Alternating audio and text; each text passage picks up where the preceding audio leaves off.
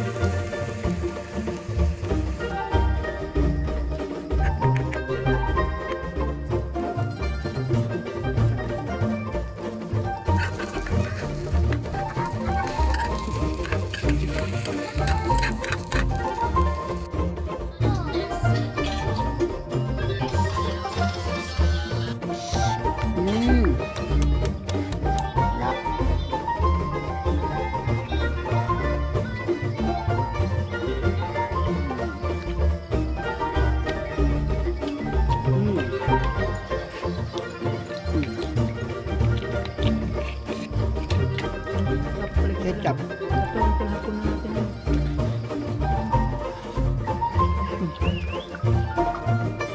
Sarap guys. Tortang pako guys.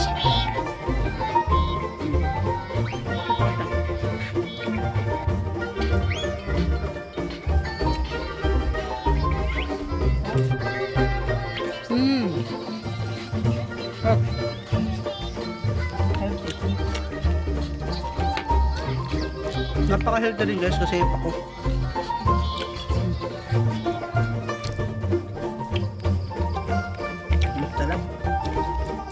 Thanks for watching guys. Paki-subscribe sa aking YouTube channel kung bago ka pa lang. Bago rin ako. Mas bago ako, parehas lang tayo.